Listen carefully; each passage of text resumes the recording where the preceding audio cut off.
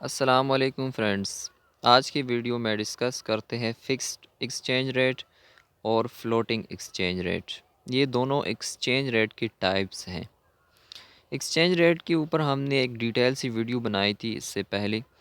आज भी इसका थोड़ा सा उसको हम डिफ़ाइन करते हैं कि एक्सचेंज रेट होता क्या है। एक्सचेंज रेट का मतलब है the price of foreign currencies in terms of domestic currency. मतलब ये है कि अगर हम $1 ले रहे हैं तो उसके लिए हमें कितने पाकिस्तानी रुपीस पे करने पड़ेंगे। ठीक है, मतलब अगर हम कोई फ़ॉरेन करेंसी ख़रीदना चाहते हैं, लेना चाहते हैं, तो उसके लिए हमें कितनी अपनी करेंसी जो है देना पड़ेगी। ठीक है, मतलब अगर मैं कोई डॉलर लेना चाहता हूँ या कोई रियाल लेना चाहता हूँ, तो उसके लिए मुझे कितने पाकिस्तानी रुपीस देने पड़ेंगे। ठीक है, ये होता है बेसिकली एक्सचेंज रेट। तो एक्सचेंज रेट के दो टाइप्स हैं, एक फ़िक्स्ड एक्सचेंज रेट है और एक है फ्लोटिंग एक्सचेंज रेट। तो सबसे पहले फ्लोटिंग एक्सचेंज रेट को डिस्कस करते हैं। A floating exchange rate is determined in foreign exchange markets depending on demand and supply and it generally fluctuates constantly. वो एक्सचेंज रेट जो फ्लेक्सिबल होता है, जो चेंज होता है। क्यों चेंज होता है? मार्केट फोर्सेस की वजह से। मार्केट फोर्सेस क्या है? Demand and supply. अब आप सोच रहे होंगे कि डिमांड एंड सप्लाई की वजह से एक्सचेंज रेट कैसे जो है वो चेंज होता है। फॉर एग्ज़ाम्पल डॉलर्स है। फॉर एग्ज़ाम्पल डॉलर्स की अगर डिमांड ज़्यादा हो जाती है, मतलब कोई भी कंट्री है वहाँ पे डॉलर्स की डिमांड इंक्रीज़ हो गई है, लोगों को डॉलर ज़्यादा चाहिए। ठीक है, तो फिर क्या होगा, सप्लाई कम होगी और डिमांड ज़्यादा होगा, तो इससे क्या होगी, उसकी शार्टेज पैदा होती है।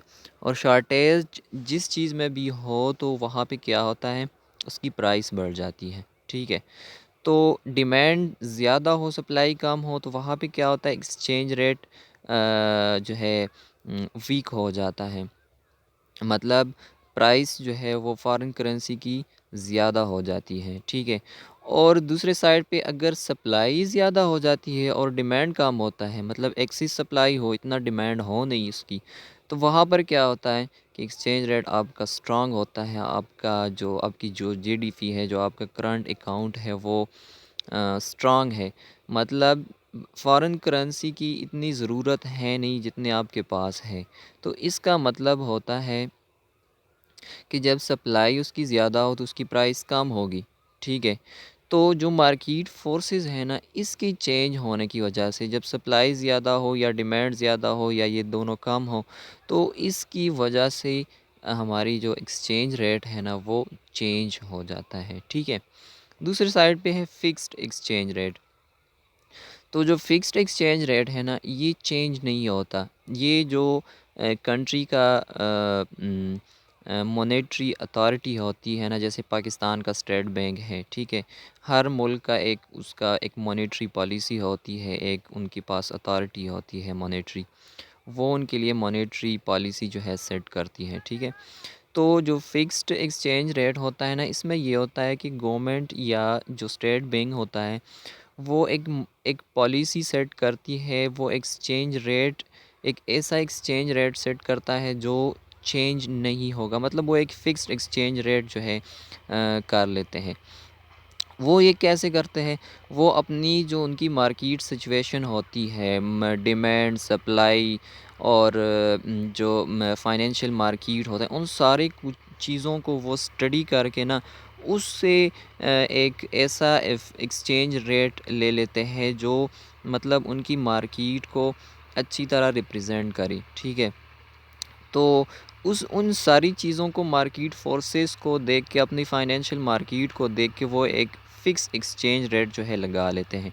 ठीक है, मतलब अगर जो जो जो जो फॉरेन करेंसी है उसकी अगर डिमांड ज़्यादा भी हो जाती है ना, तो ये होगा कि एक्सचेंज रेट जो है फ़िक्स होगा, उसका प्राइस बढ़ेगा नहीं। ठीक है, तो इस सूरत हाल में क्या होता है, बाज़ दफ़ा गवर्नमेंट को लॉस भी हो जाता है कि अगर कमी हो जाती है डॉलर्स की या फॉरेन करेंसी की, तो गवर्नमेंट या स्टेट बैंक जो है वो मार्केट में डॉलर्स की जो है सप्लाई करता है, इसलिए ताकि जो फिक्स्ड एक्सचेंज रेट है वो डिस्टर्ब ना हो।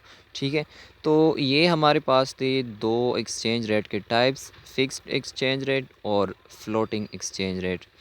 उम्मीद है कि आपको इसकी समझ आई होगी। मज़ीद इसी तरह अच्छी वीडियोस के लिए इस चैनल को सब्सक्राइब करें और साथ ही बेल आइकन प्रेस करें। शुक्रिया।